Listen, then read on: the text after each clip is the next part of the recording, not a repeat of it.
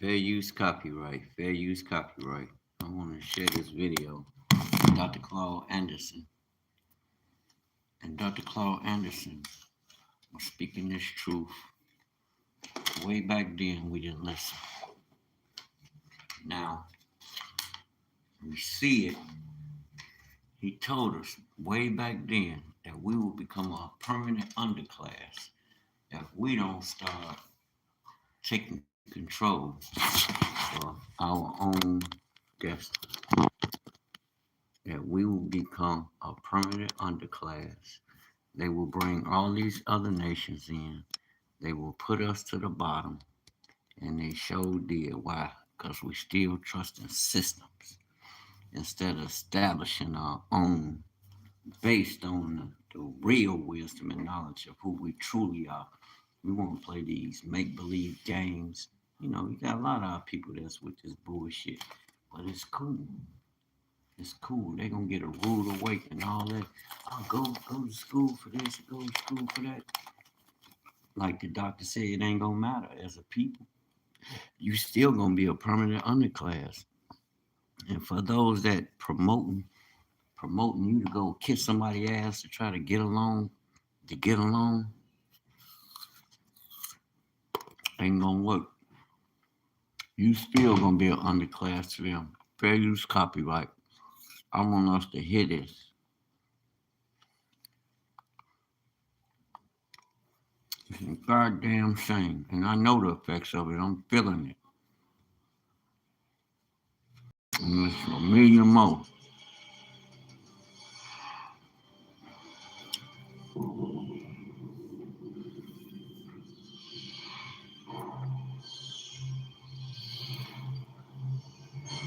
I come here this morning to talk to you about something that's very close to my heart. And I'm not here to be divisive. I'm not here to offend anyone. I'm here to speak to you as Geronimo talked to a general in the 1880s in the mountains, not too far from here. But he met with him at a peace conference, a powwow. He said, this morning, I will speak to you the truth. And I want the truth to be like arrows that go out from my heart, my Man, soul, brother, to your I heart. felt that. I want each and every one of you to understand what I'm talking about this morning. You see, I'm very profoundly disturbed. I'm showing this video because as a people, we need to come together. We need to know what we're up against. And it's like I always say, reading through the scriptures is not going to lead you to become a servant to another man. It's just not how the Most High works. It's going to raise you up as a people. And all this, what we're experiencing, it's time, family. It's past due time. Hell. It's crazy. I feel you, Doc. Don't cry. Black folks are I feel like crying too. And I'm very disturbed when I go across this country when I cannot find the sensitivities and the concerns about black folks in America that I want to see. And the only minister that I have seen and heard from any place in this nation has been Dr. Price. That is telling you what you should be listening to.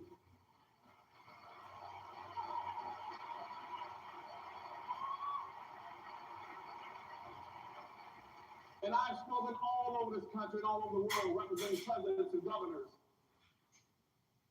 And he is the only minister I've run into so far that violate all the social norms that were exacted on black folk back in the 1790s as this country began to move into the evangelical movement.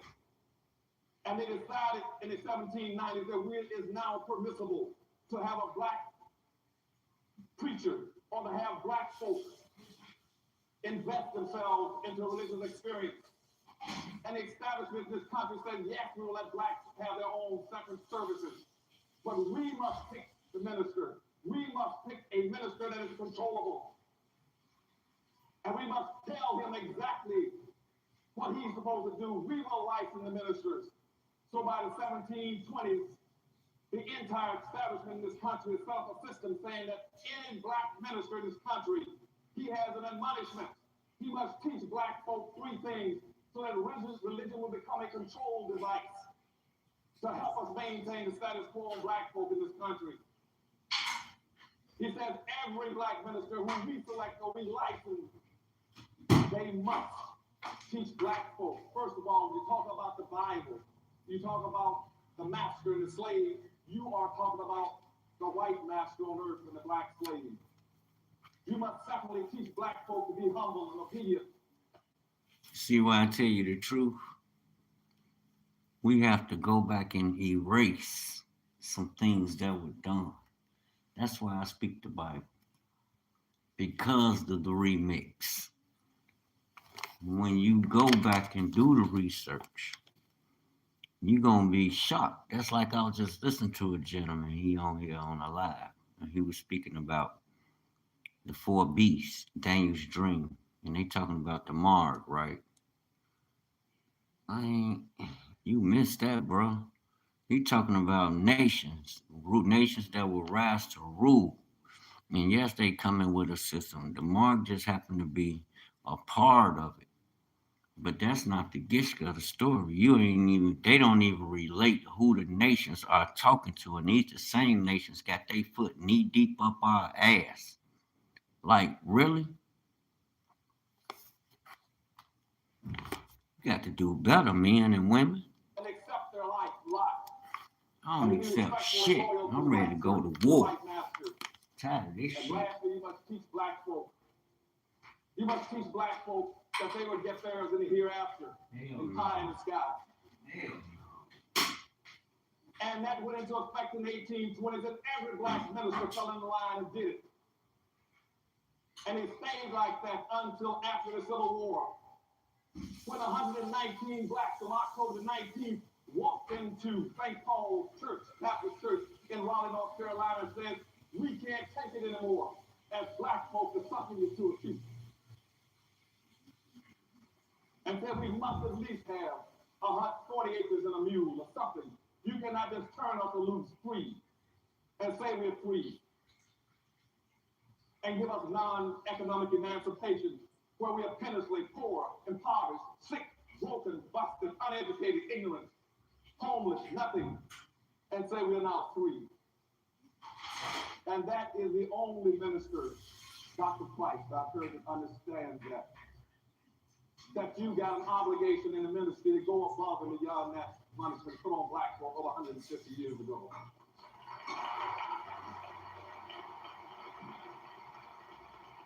Now, in this area, maybe some of them don't like it. I don't care. I learned to respect the man at distance, and I fell in love with him last night at dinner. And if I can ever be of any help to him in what he's trying to do, he's got my help and my institute's help.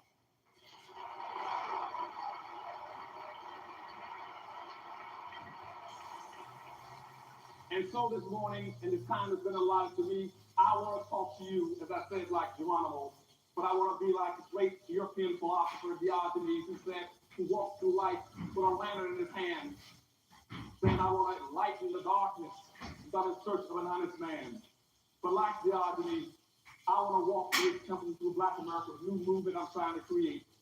I want to find not necessarily an honest man. I want to find some black people and some white people that understand the problems in America. I want to find somebody that understands in America that contrary to popular myths, black folk are not progressing in America. Black people are going backwards. In comparative proportional terms, black people in America, where you were in 1860 in this country, you have not progressed. You're still in your same dilemma, contrary to anybody tells you. And you see, I want to find, like Diogenes, I want to find a black person who understands that black folk are not progressing. But more importantly, I want to find somebody, black or white, that don't mind being black and want to talk about the racial problem in society. I can't even find that with my learning in life. We got 3 or 4 major black organizations in America. 3, the Urban League, NAACP, the Rainbow Coalition, and one other one. I can't even get them to focus on the issue of black folks. One wants to take care of cultural diversity. One wants to be talking about multiculturalism. One wants to talk about minority issues. The other one wants to talk about oppressed people. And I asked them across the country, why don't somebody talk about black folks and the problems of black people? And so I'm looking like the obvious for a person that understands the history of this country, because I want to understand the problem in America. And the problem is not what you all have been taught. The problem is not poverty. It is not unemployment. It is not unwed teenage parents. It is not food theft. It is not public housing. It is not drug abuse. Black people only got two problems in America. The first problem is that you've been systematically locked into the lowest level of a real-life monopoly game. That's your major problem. And that's what Dr. Price directly and indirectly is telling you about every Sunday morning. You have been locked into a no-win situation. That means that all the wealth and power in this country has been skewed over 400 years systematically into the hands of the majority white society. Black people don't own a significant amount of anything to be able to control their lives. Whites in America right now control almost 100% of all the income, the wealth, the power, the resources, the businesses, the privileges, and all levels of government. And I'm tired of hearing people telling black folks, trying to compete. Compete with what? What are you going to compete with? They keep saying, well, black folks can run faster, jump higher. That won't make it. It won't make it. And let me tell you what monopoly is. Monopoly means that all the wealth and power has been skewed based on skin color. One white, yellow, brown, black. And if you've never played the game of Monopoly, let me show you how it's played. I play it every year. It's my family. It means that everybody, when you sit down, you're given a certain amount of money and wealth. Black people never got their 40 acres of the mule.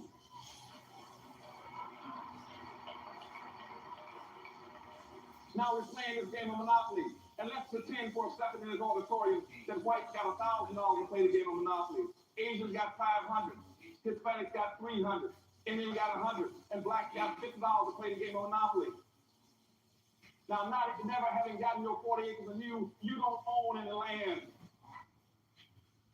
You don't own any land. And if you don't have the money, you can't put any houses and hotels on the land if you got lucky and had some. Now, when you roll the dice in our hypothetical game of Monopoly, and you roll the dice and your number comes up on the wrong piece of property, what happens to you? You must either go bankrupt or go to jail.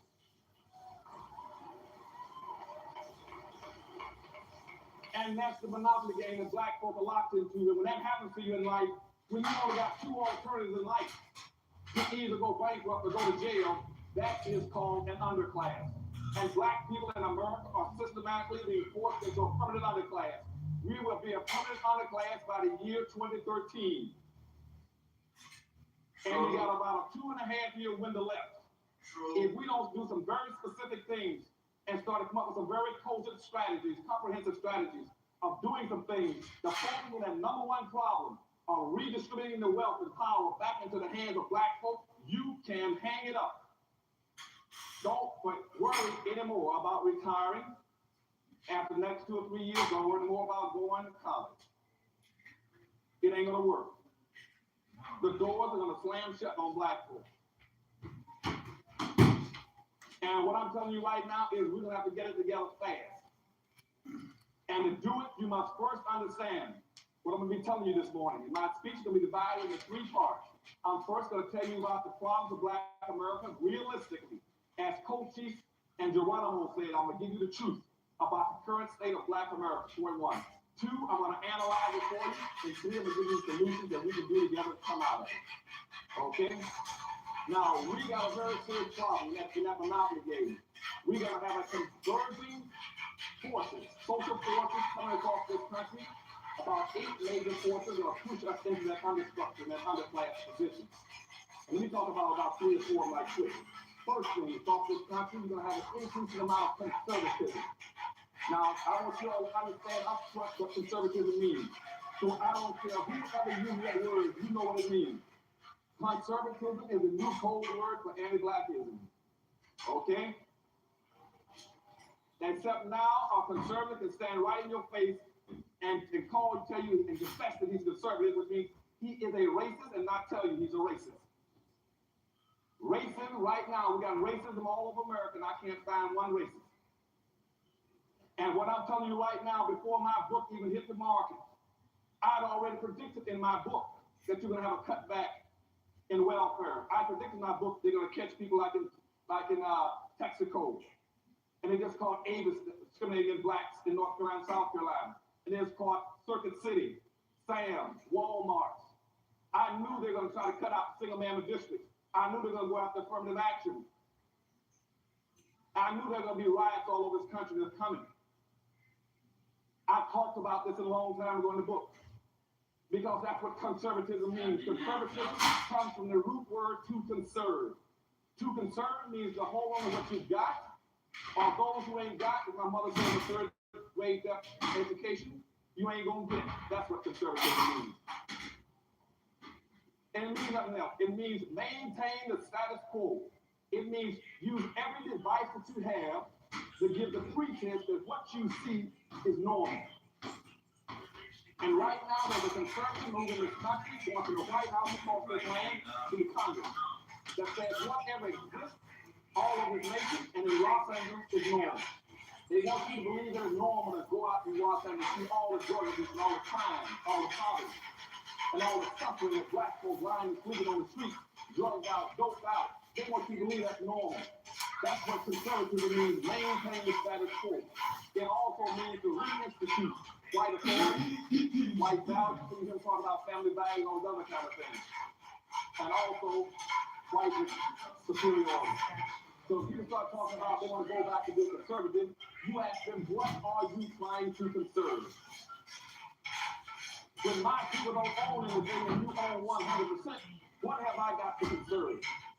When you hear blacks going around screaming about they are black conservatives, you have to, what are you conserving? Tell me one point in history that you found something that you want to conserve.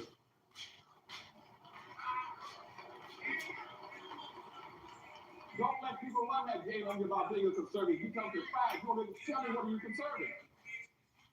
And when my people never had anything, why would they want to be a conservative?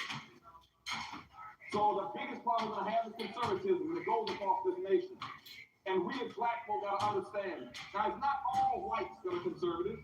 There is an element that's got everything, that want to make their degrees over need, that want to hold on to everything. And so, but we're going to have a massive flow. Everybody we're talking about conservatism. You're going to see people politically switching, talking about they're moving to the far right. And what we have to do is understand that, and that's going to create major problems in this country. One, you're going to not only see an increasing amount of negative hostility towards black folk, every piece of research in the country tells us that, even from the Jewish organizations, that you're going to see more anti-blackness now and in the future than you've ever seen in the last 60 years since you left the civil rights movement.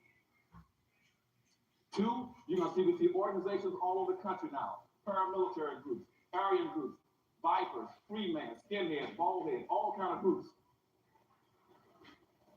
that are organizing and optimistically expecting and anticipating a major clash in this country between blacks and whites. We've had 28 states in the United States now to pass concealed weapons laws. That's specifically so some of the white contingency groups can carry weapons and arms at all times. That's why you have such a major thrust in the National Rifle Association. That's why they're controlling most of your politicians. That's why you have such a major anti-governmental effort in this country. You hear people say, we want to go back to states' rights. We're anti-government. We'll get rid of the federal government. It's not that they're against government. They know that in history, the only people that ever saved black folks has been the government twice, the federal government. And if you eliminate the federal government by downsizing the government, black folks no longer have an ally.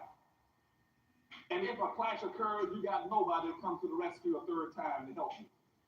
You see, you pull out of slavery by the federal government. You pull out of Jim Crowism by the federal government. There are contingencies in the country that says the next time there won't be a federal government to pull blacks out. And you hear them talk about their anti-government, that's what they're talking about. They're not against government. And later on, you hear me tell about why they're not against government. Because you see, primary wealth in this country, the primary responsibility of government is to move wealth. and to move power. And that's how the dominant society got its wealth and its power, by using government. But now they want to make sure black folks don't have access to it. That's why they're anti-affirmative action. I'll get into all that a little later.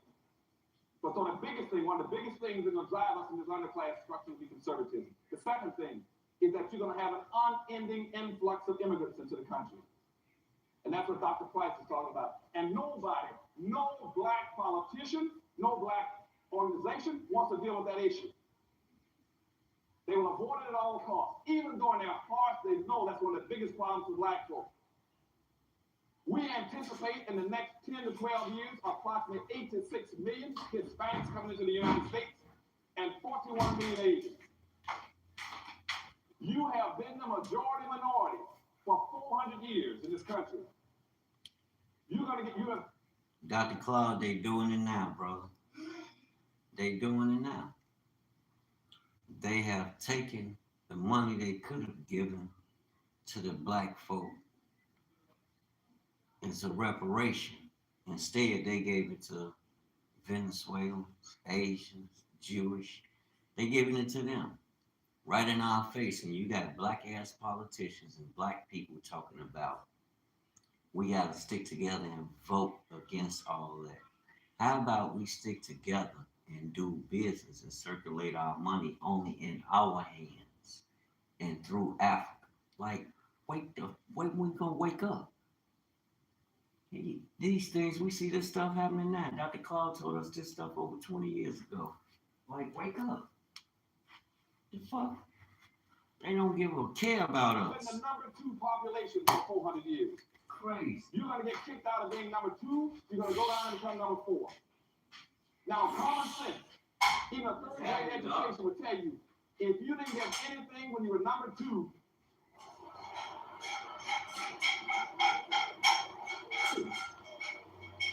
you all jumped ahead of me, but anyway, you can guess what you're going to get when you become number 4. And the worst part about it is as you descend and go down to number 4, those other groups are going to go up. And as they go past you, you're going to have major racial clashes in this country. You're going to have fights all over this country between blacks and Hispanics, blacks and Asians, blacks and poor whites. And black folk cannot fight all these groups. Everybody can not always be against black folk. They know that we are vulnerable and we are defenseless. And we cannot fight those groups. Because you see, they come in this country with the legacies that we are stuck with. Everybody in America has an advantaged position but black folk. And with all in a state of denial. The white power structure in a state of denial. They are pretending that everything they got, that 100% control and ownership of everything, they got it because they worked hard to acquire the ethic. That's not how they got it. And you always think that, well, what you got to do, you got to work hard. Nobody can work any harder than a slave.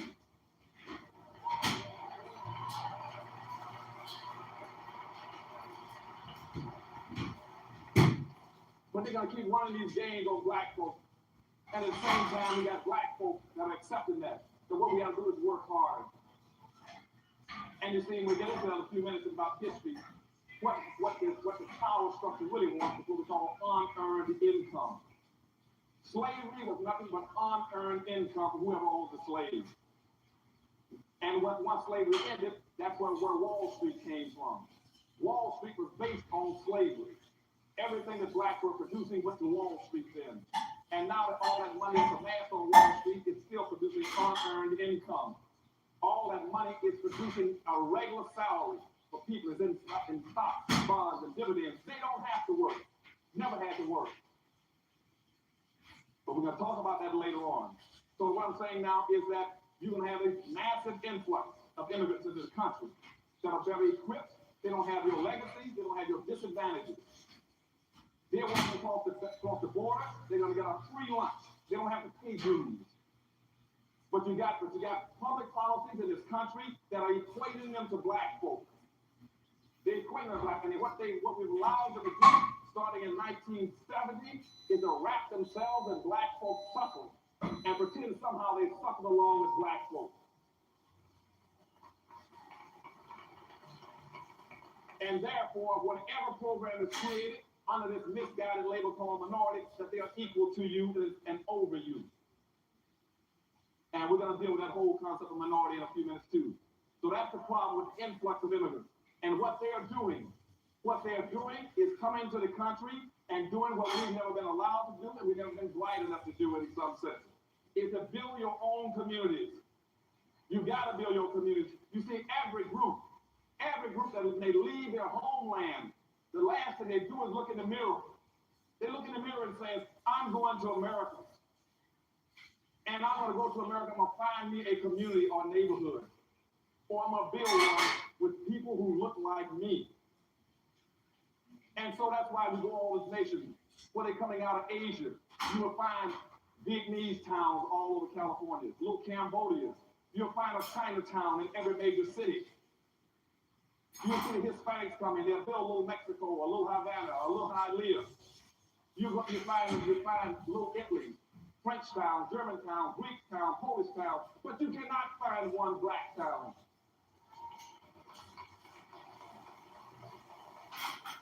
And we are the only people that keep trying to integrate.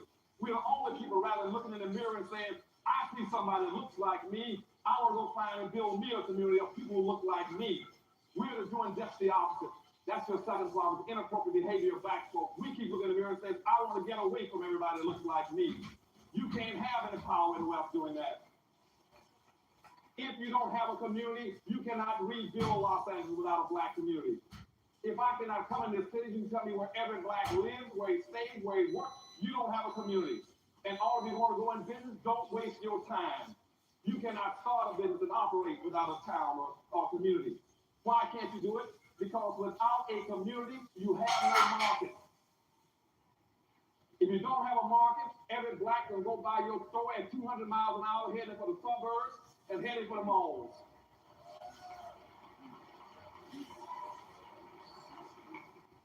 And that's why you got this major displacement of capital out of the black neighborhood. And I tell black folks, if you want to go in business today, don't do it. Give me the money. I need it. Because you're going to go bankrupt. 80% of all black folks that go into business under the present system, you will go bankrupt within 2 years. You will lose your money within 2 years because you don't have a market. And see, that's how the other groups function. They have their own markets, their own communities. And we're going to talk about that a little later on, too. See, the good Reverend Dr. Price, he gave me 2 hours to talk to y'all, so I'm going to get to all those points, okay?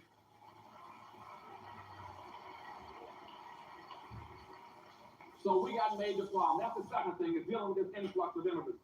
And what I'm telling you is that they're not coming in here to be your partner or your ally. They're coming in to compete with you. And your black organization and your black leadership in this country is afraid to teach black folks how to compete with all these other groups.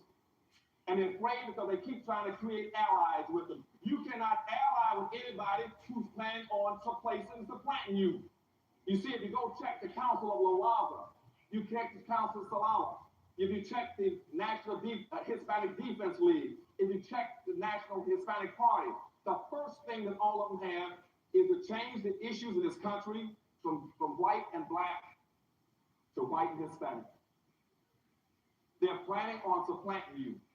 When the National Hispanic Party started in Miami in 1974, I was in the governor's office there. I was the only black in politics. That was the first item on the agenda, saying by the year 2000, they were going to take blacks out of the equation. And that's why, as Dr. Price just said, that's why they control South Florida. They play to win. We play to play. Okay? And when I leave here today, I want you all forevermore in helping Dr. Price to play to win. Okay?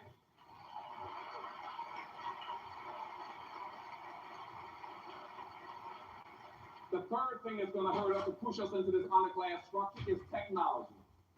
You got blacks running all over the country telling black folks to be there. Well, what we're going to do, we can overcome racism if we get involved in technology. Won't happen. Technology has never been a friend and ally of black folks. It's always been our worst enemy. Why has it been? Because you see, racism has always kept us in our place. And technology has always come along and run over that place. That's why technology's always been our enemy. See, when you keep a black man as the porter, and all of a sudden you come along with a force saying he's gone. You keep him as the elevator operator, you put a computer in the elevator. You keep him as the dishwasher, you get an automatic dishwasher. You all understand what I'm telling you? So when black people come, you telling you, well, you get technology. No. You said, no. What we have to do is to get control or get behind technology to stop running over us. And I got friends in Washington, D.C. going all over this country telling black folks, you got to get into the information highway. And you can overcome racism. Whites were not that dumb. You cannot get on the information highway to overcome racism. Because the information highway is like any other highway. It's a transportation system. And what you should be asking yourself is, what are you transporting? If you don't have anything to transport, you can't get on the information highway. Teach. So what we got to be talking about as black folk is owning and controlling. It's just like they invented the highway, the airplane system, the shipping system, the train system. It didn't advantage black folk because we never owned the trains, the planes, and the ships. What we got to do right now, starting with your church, is try to figure out how we can own and control more. Make them then check the in. highway makes sense to us. Okay? Now, Them the problem people. and that's why right now in Washington, D.C., the Office of Technology's last report says that the people going to be hurt most by technology are going to be black folks. And a fellow named Jeremy Rickton has a book out called The End of Work. And he is the director of the National Economic Trends for Washington, D.C. and nationally. He's the guy that put out these trends. He put a book out. And his book, chapter 5, talks about what technology is going to do to people. And he uses black folk as an example. And I went and sat down and talked with him. And what he said to Dr. Anderson, he said, my publishers tried to make me take that chapter out of the book. He said, I fought to keep it in. He said, because technology is going to kill black folks. And they read that book, and that's what he's talking about. He says because black folks don't have any control of technology, you don't own anything. And that's why we're getting ready to lose all our radio stations in this country. We're going to lose all of our television stations in this country. No, but they quick to tell you jump on AI. So I'd be like, why would y'all get the power of your creativity or whatever you're doing to a system that you know that's designed to override the old system to bring you into a new era that you won't even be able to control? Like, who the fuck does that? Oh, we believe in politics for what? It don't work for us. You can't even play the game right. Why would you even, like, let's play get money together. And then we'll buy a politician. You know what I'm saying? That's how they do it. Learn how to play the game. Because Dang. what's happening now, they've lifted the allocation cap, and now it's called social Darwinism, economic Darwinism. Whoever got the most money now can buy anything they want in technology. And so the few black stations we got in the United States now up for grabs. And as a matter of fact, even the cable system is going to be up for grabs because we don't have the money and resources. We can't compete with the whites now. We want to buy all the systems. And once that happens, you can't get your information in. And it will not happen to organizations, to groups like the Hispanics. Because see, the Hispanics got smart enough, they built communities. Then they took their language, they built a fence around their communities. They used their culture to protect their community. Where is your culture in Los Angeles for black folks? Where is your fence? You're going to look to white people. That's what they're going to look to. You're vulnerable. They don't want their culture. What happened to you is that this whole contract with white America is not anti-liberalism. It is not anti-Democratic Party, but it's anti-Clinton. What it was they were trying to answer a question that's been haunting white America for about 30-something years. And that is what you do with 36 million obsolete black folk. That's what the contract was for. Obsolete. And how they concluded that, was you see they got 1,200 white think tanks in America. 1,200 white think tanks. You got one wholly owned black think tank, and that's the Harvard Institute I'm trying to run. They got 3,000 employees with a $500 million budget. I got a few volunteers. No staff, no money. But you see, in this country, no black wants to give my black think tank the money to help our leaders develop policy and public issues. And when I ask them for money, what they say is that we can't give you money. I said, why not? What is the organization for? I said, to help black Americans. It's who's going to benefit after black folks. It's who's going to work after black folks. It's who's black. That sound like them. And the first thing that comes to my mind is, how can you be too black? What is too black? 10, 20, 30? What's too black? That's what I want to know. Nobody ever says something is too Jewish, too Indian, too Asian, Too white. and I'm telling you, people are telling me there's too black. It's come from our black entertainers, our black athletes are making $100 million. They can give the money to us that they're paying in taxes because we're tax exempt. But they rather give it to the government than give it to an organization to help black folk in this country. Because they don't want to be black. And I keep trying to tell them, it doesn't hurt that much being black.